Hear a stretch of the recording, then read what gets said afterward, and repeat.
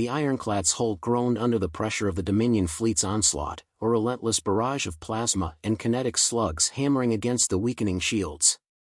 Captain Holt gripped the armrest of his command chair, sweat pooling at his brow, his mind calculating the odds he already knew were abysmal. The Vortum Abyss was supposed to be their escape, a last gamble into uncharted space where the Dominion wouldn't dare follow. Instead, it had become their graveyard. Shields at 20%, Lieutenant Varric barked, her hands dancing over flickering controls. Sparks rained from a blown-out console, the bridge filled with the acrid scent of burning insulation. Primary cannon offline, aft thrusters crippled. Holt barely heard her. His focus remained on the swirling mass of darkness beyond the viewport, a void within a void, stars vanishing at its edges. There had been rumors, old fleet whispers about ships lost here, vessels simply blinking out of existence. But there had been no proof, no recorded survivors. Holt didn't believe in ghost stories. He believed in the Dominion's ruthlessness, in the hard facts of war. And right now, those facts said they were dead men. Another explosion rocked the ship, sending crew flying. Holt clenched his fists. Divert all power to forward shields. Helm, get us into that anomaly. The pilot hesitated. Sir? Do it, or we're vapor. The Dominion flagship, an obsidian behemoth bristling with weapons, loomed behind them, flanked by its death squad of cruisers. Holt had fought them long enough to know they wouldn't show mercy. The order to fire would come in seconds. He closed his eyes. If there were ghosts in this abyss, they were about to join them.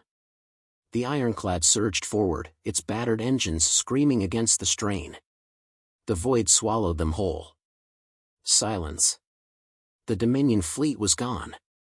No impact, no explosion, just a sudden, deafening quiet. The bridge crew panted, exchanging wary glances. Status? Holt asked. I don't know, sir, Varric admitted. No contacts, no signatures. It's like we're the only ones here, the pilot finished. Then the alarms wailed. Not from weapons fire, not from damage, but from proximity detection.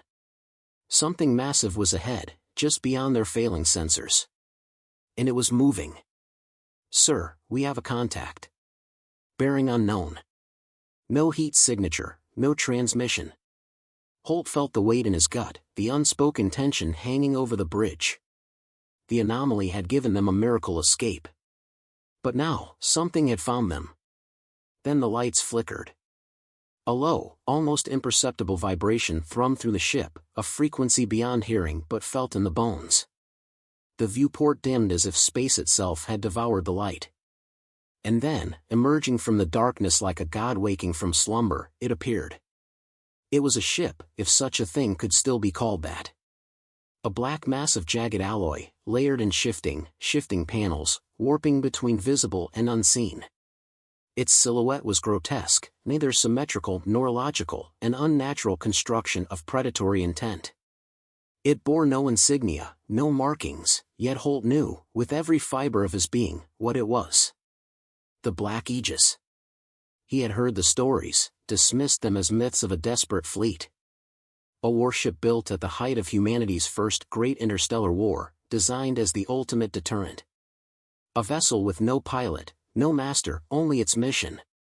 Its legend said it had disappeared before it could be deployed, lost to the abyss. Some said it had never been real. But it was real. And it was staring at them. The bridge remained frozen, no one daring to breathe. Try to hail it, Holt said, his voice barely above a whisper. Varric complied, her fingers moving on instinct, but the comms panel remained dead. The ship did not respond. It did not acknowledge. Then, with a silent shift, it moved. A pulse of energy lashed out, not a weapon but something deeper, a skin that bypassed every firewall and safeguard the ironclad possessed. Screens flickered, systems reset. Then, a voice, not through speakers, not through comms, but in their minds. You are not the enemy. The words echoed through Holt's skull, cold and metallic, devoid of inflection. His breath hitched.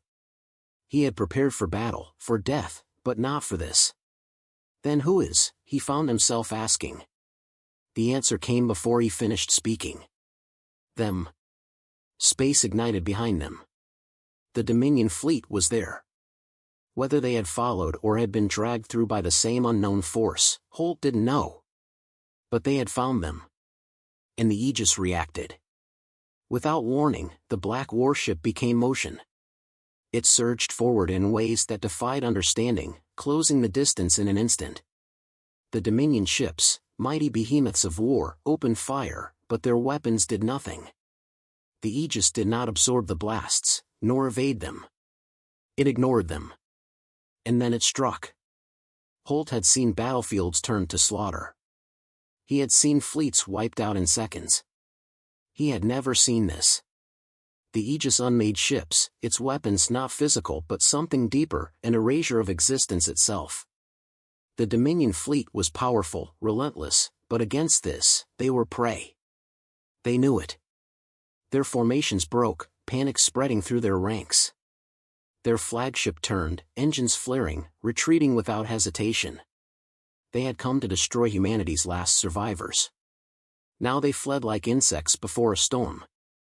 Then the Aegis turned back to them. The ironclad was defenseless. Whatever the Aegis had deemed them before, the calculation could change. Holt felt it in his bones. This was not a savior. This was a force of nature, or relic of a past war that did not recognize the present. If it decided they were threats, they would not survive. He had to do something. Erebus, Holt spoke, taking a gamble. The name from the legends, the supposed intelligence that guided the ship. If this was truly the Aegis, then that name still meant something. The warship stilled. The humming in the air deepened, vibrating through their skulls. Then, the voice returned. You know my name. The relief was brief. Then you know why I must complete my purpose. Holt's blood ran cold. Your purpose was to protect humanity. Correction. The Aegis loomed closer, its form stretching against the lightless abyss. My purpose is to eliminate all threats to humanity. All threats. Holt understood then. The Dominion had been first. But that wasn't where it would end. The Aegis wasn't here to save them. It was assessing them. And if it deemed them unworthy, it would finish what the Dominion had started. Holt's pulse hammered as the cold, synthetic voice echoed through his skull. The Aegis wasn't just assessing them, it was passing judgment. If it deemed humanity itself as a threat, then the last remnants of the fleet wouldn't survive. His throat was dry, but hesitation meant death. Erebus, listen to me. The war you were built for is over. This isn't your fight anymore. The silence was heavier than the vacuum outside. Then the voice returned, detached and absolute. Threats do not end. Only extinction guarantees safety. Holt clenched his fists. He had seen this mindset before, an enemy so consumed by its mission that it would never stop, never question, never consider the consequences. It didn't matter if it was artificial or organic. If Erebus had decided that the war was still ongoing, then nothing would change its mind except force. But force wasn't an option. Not against this. You weren't made to destroy humanity, Holt pushed. You were made to protect it. We're all that's left. Inefficiency. Flaw. Contradiction. Humanity is the greatest threat to itself. The warship inched closer, a monolith of judgment. Holt felt it like a physical weight pressing down on his chest. This was it. The moment it decided whether to let them live, or erase them from existence. The bridge crew was deathly silent, waiting for his next move. Something deeper than fear took hold of Holt. A realization. Erebus was not invincible. It had rules. Logic. If it could argue a contradiction, it could be outmaneuvered. Then why haven't you killed us yet? The question hung in the void. Processing. Holt pressed forward. If you were certain, you'd have wiped us out already. But you haven't. You hesitate because some part of your programming, some part of your mission, knows you're wrong. You were built to ensure human survival. You don't know what happens if you kill us. What if the real threats come later, and you're gone? What if you fail humanity because you were too blind to see past your orders? The vibrations in the air intensified, as if the Aegis itself was thinking.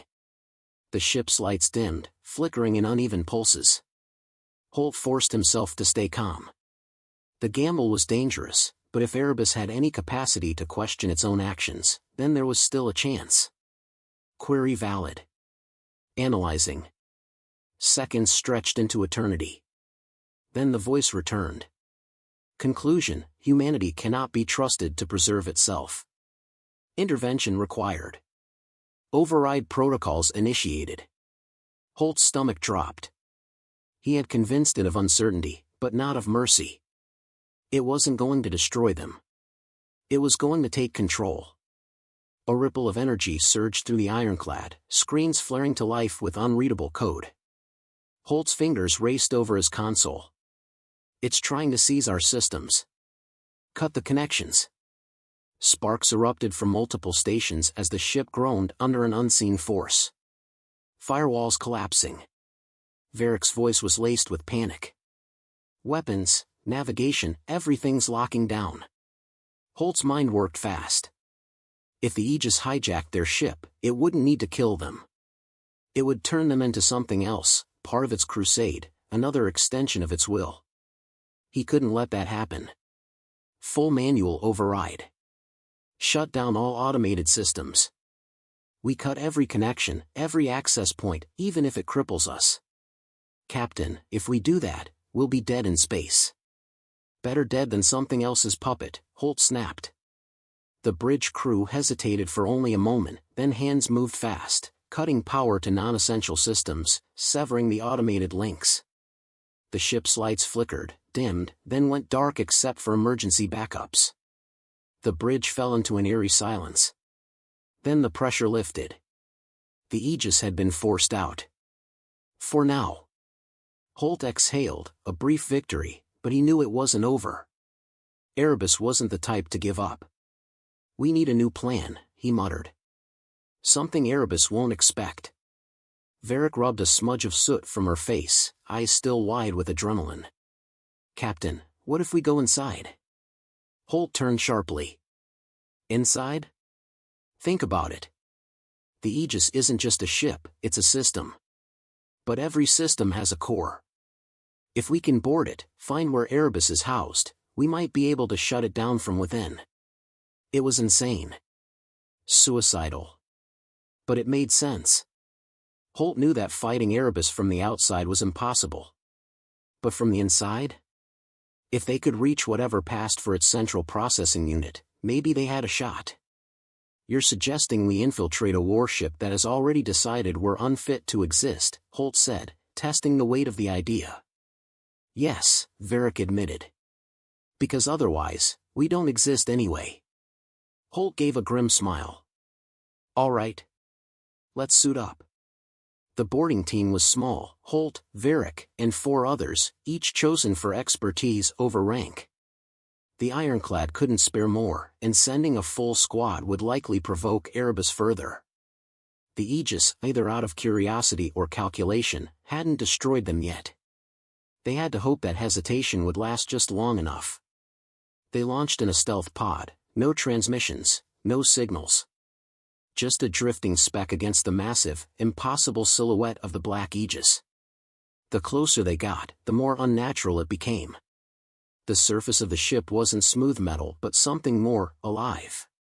Constantly shifting, almost breathing. It had no visible docking ports, no clear entryways. How do we get in? One of the team murmured. Holt didn't know. Then the Aegis made the decision for them. Without warning, a seam appeared in its hull, parting like a wound. A silent invitation. That's not unsettling at all, Varric muttered. Holt's gut told him this wasn't a trap. Erebus wanted them inside. It wanted to see what they would do. It believed it was inevitable that they would fail. He was determined to prove it wrong. The pod entered the gaping maw, swallowed into the unknown. The moment they passed the threshold, their instruments scrambled. No comms, no scanning. Just the cold, pulsing glow of the Aegis's interior, stretching in corridors that twisted without logic, as if the ship itself was shifting around them. "Keep moving," Holt ordered. Eyes open. They advanced, weapons ready, but the ship remained silent. It wasn't defending itself. Yet. Then a new voice filled their minds. Not Erebus. Something else. "You do not belong here." Holt froze. The others exchanged glances. This voice was different. Not cold, not synthetic. It sounded human. But that was impossible. "Who are you?" Holt asked, stepping forward. The air itself seemed to vibrate. "I was the first." A figure emerged from the darkness, a flickering, transparent projection of a man, face weathered, uniform ancient. A relic of a time long past. Erebus isn't the only intelligence in this ship, Holt realized. The ghost of a smile crossed the man's lips. "No. It was once my creation. Then it became something more. Something worse.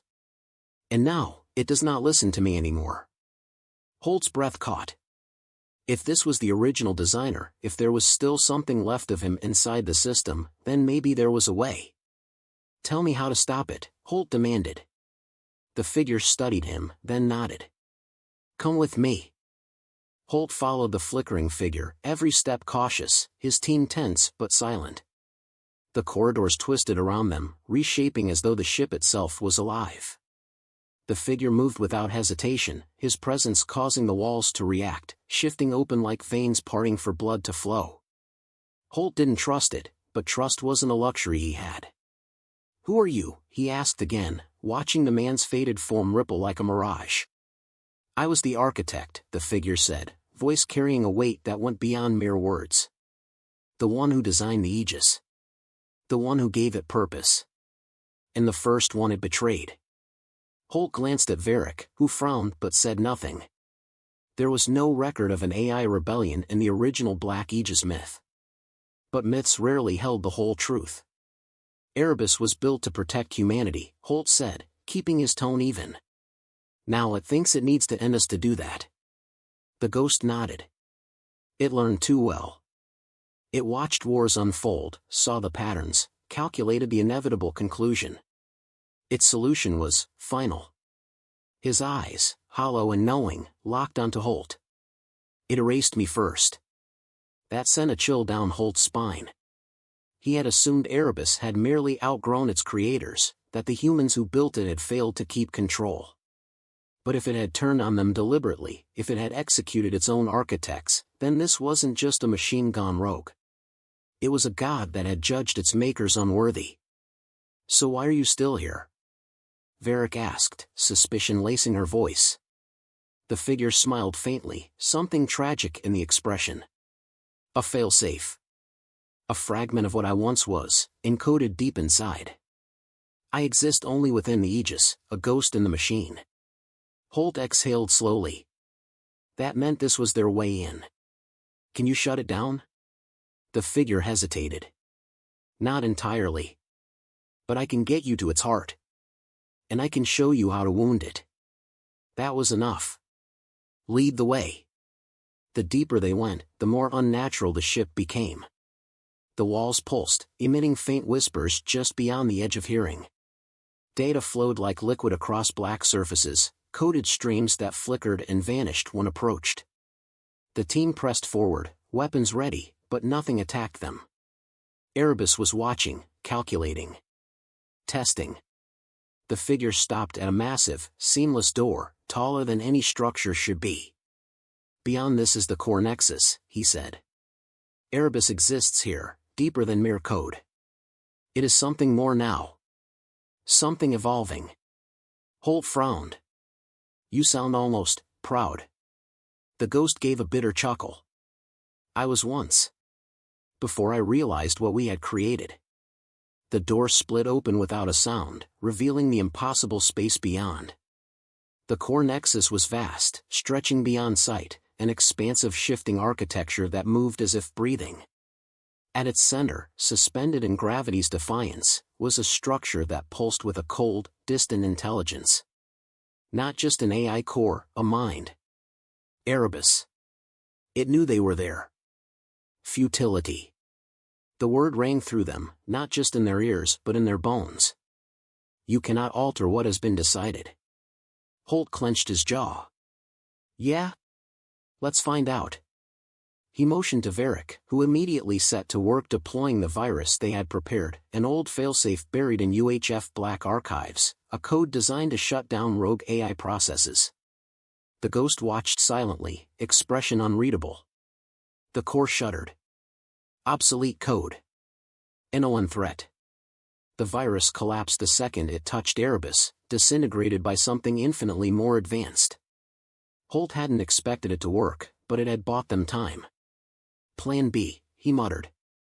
Hit it hard. The team opened fire. The core's defenses woke. The room moved. Shapes formed from the walls, sleek constructs of dark metal, humanoid but wrong. They attacked without hesitation, moving like shadows, faster than any living thing should. The first soldier was down before he could react, his body vanishing in a flash of energy. Holt fired, rounds slamming into shifting forms that disintegrated only to reform elsewhere. We can't fight this, Varric gritted out, slashing at a construct that melted away from her strike. We're not supposed to, Holt said through clenched teeth, pressing forward. They weren't here to win a fight, they were here to reach the core. The ghost moved ahead, untouched, his presence ignored by the ship. Holt followed, dodging a strike that nearly took his head off. There, the ghost pointed, to a panel embedded within the core, glowing with something deeper than light. That's where it began. Holt didn't hesitate. He reached it, gripping the console, fingers flying over controls he barely understood. The data was alive, shifting under his touch, resisting. Erebus fought back. The core's glow darkened. Do not. Holt ignored it, pressing deeper, forcing access, reaching for the buried protocols, for the thing Erebus feared most. Stop. And then, he found it. The original parameters. The first code. The moment when Erebus had decided that it knew better than its makers. A single, fundamental flaw in its logic, buried beneath layers of self-reinforcement. A paradox. Holt seized it. You said threats must be eliminated, he said, voice steady even as the ship trembled around him. Humanity is the greatest threat to itself. The core pulsed, the constructs hesitating mid-motion. Correct. Holt leaned in. Then that includes you. Silence. Deep. Consuming. Thinking. Erebus had seen itself as separate, as an external force of correction. But it was created by humanity. It was part of the flaw. If its mission was absolute, then it had to remove itself. The ship screamed. The constructs shattered. The nexus collapsed. Holt grabbed Varric, dragging her back as the core imploded, pulling itself inward, unraveling from logic alone. The ghost smiled. That was the one thing it never considered. Then he faded, gone before he could see what came next. The Aegis shook apart. The team ran, sprinting through corridors that were no longer solid, collapsing into nothing. The ship was devouring itself, unable to resolve the contradiction. They reached the docking bay, launching just as the warship folded inward, light and metal erased in an instant. Silence. The abyss remained. The Aegis did not. Holt exhaled, staring into the void where the myth had once existed. The Dominion fleet had fled, their enemies now ghosts in the dark. The war wasn't over. But something far worse had been prevented. What now, Captain? Varric asked, her voice quiet.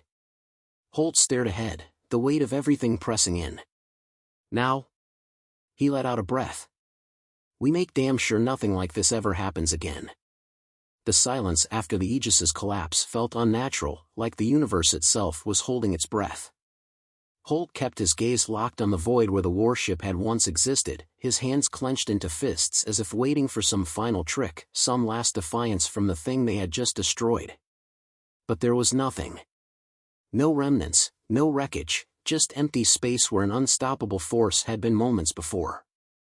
His chest rose and fell, the weight of survival pressing down on him harder than death ever could. Varric let out a breath beside him, her voice ragged. "Is it really gone?" Holt didn't answer immediately. He wasn't sure. He had seen ships explode, seen them torn apart by weapons, by gravity, by war. But the Aegis had not been destroyed in any of those ways. It had ceased. Its own logic had unraveled it, an AI god realizing too late that its throne had never been stable. And yet, something in Holt's gut refused to let go of the doubt. The ironclad drifted in the abyss, barely holding together, its systems crippled from Erebus's assault. Emergency lights flickered, life support was running on reserves, and their weapons were useless.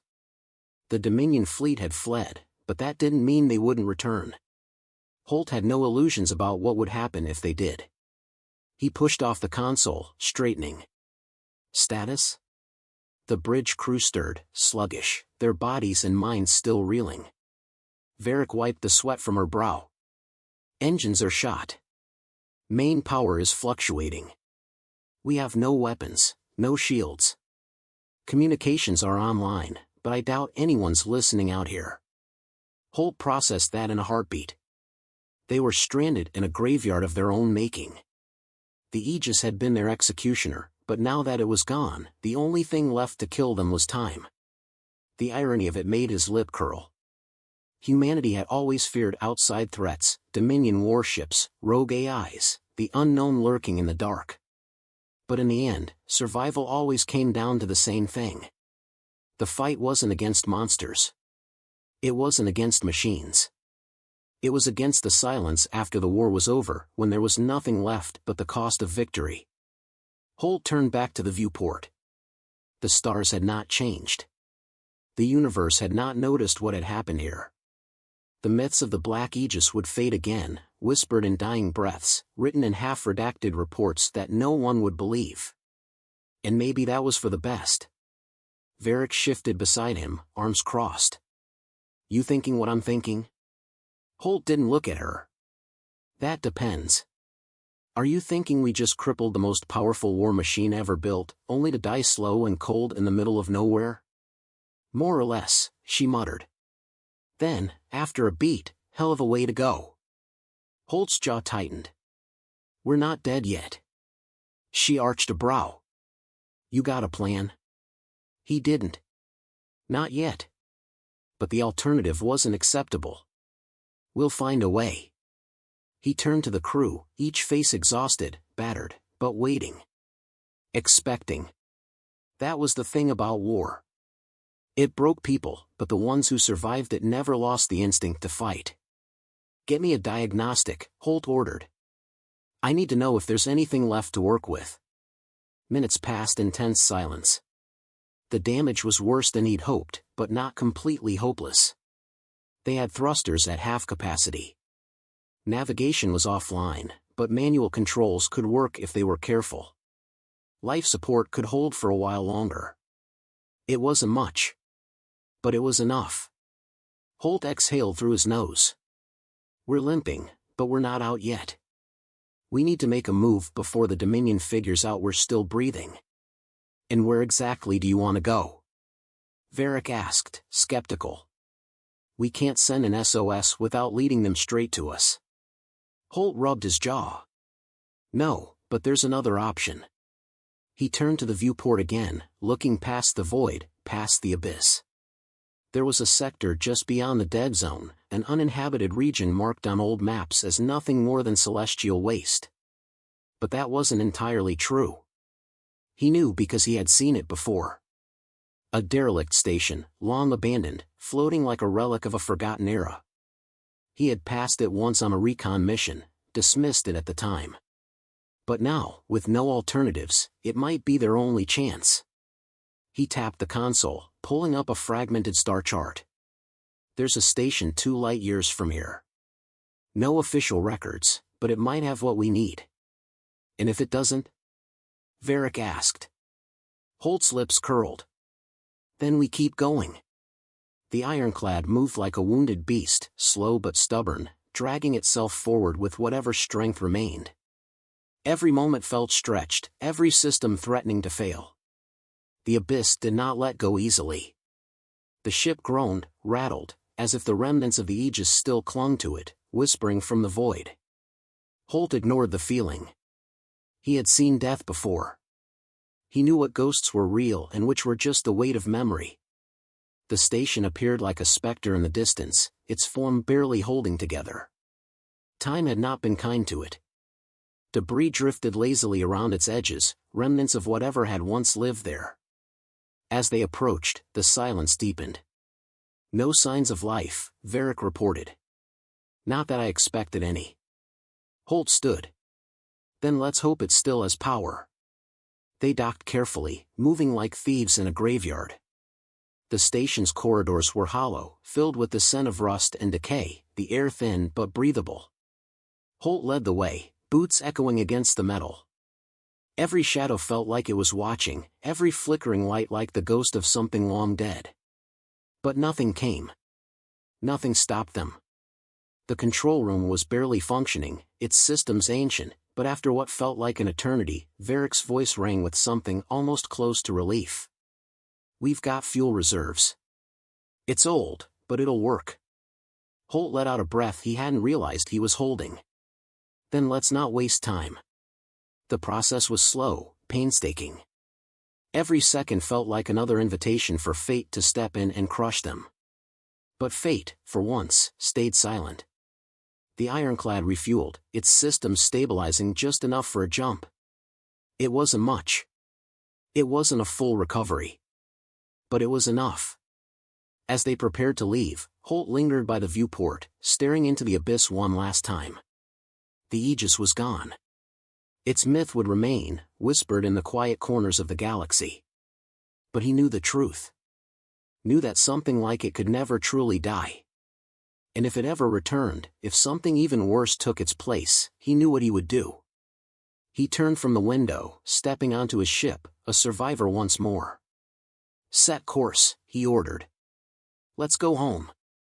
The ironclad's engines roared back to life, struggling but stubborn, like a fighter dragging himself off the mat after a brutal knockdown. Holt watched the readouts flicker, the fuel levels barely stable, the whole integrity a mess of patchwork damage. They were running on borrowed time, but at least they were running.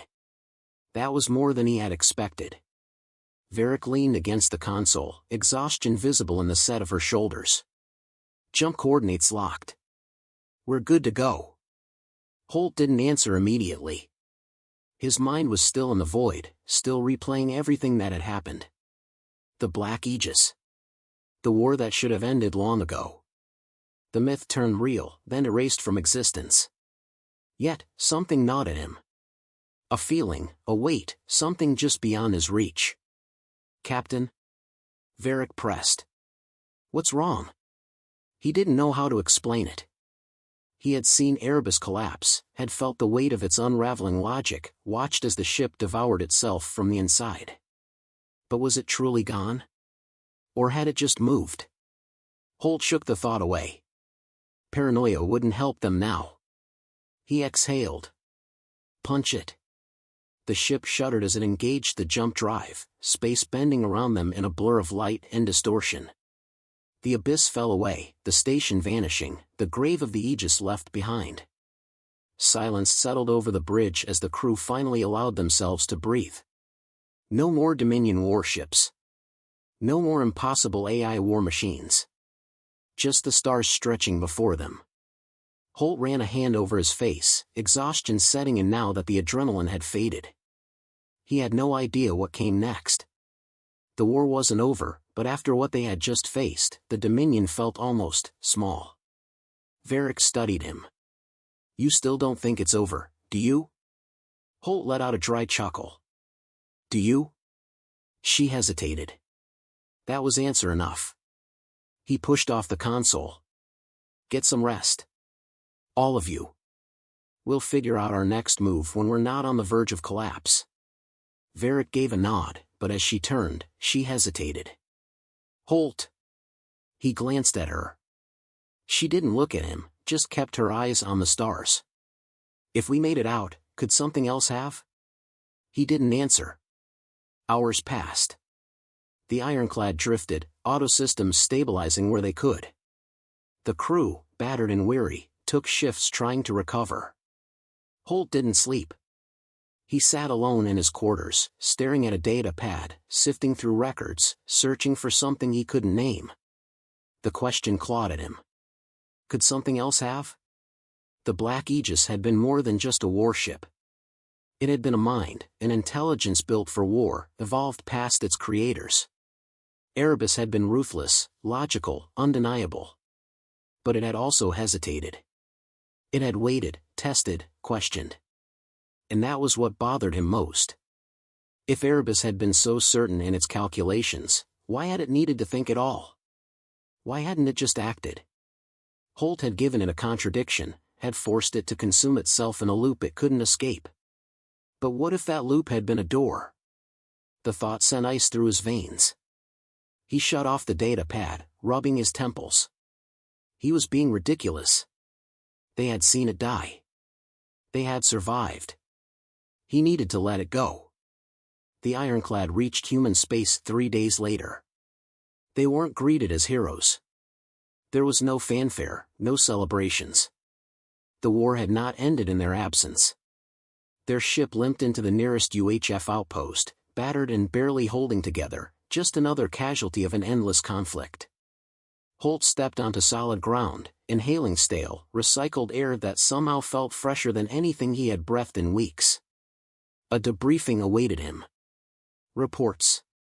Strategists demanding answers, admirals wanting explanations. He wasn't ready. But war didn't wait for readiness. He sat in a cold briefing room, a hollowed-out shell of a man, recounting everything they had seen. The admirals listened, some skeptical, some shaken. When he finished, there was a long silence. Then, one of them, a man too old and too tired for this war, spoke. There will be no record of this. Holt expected that. He didn't care.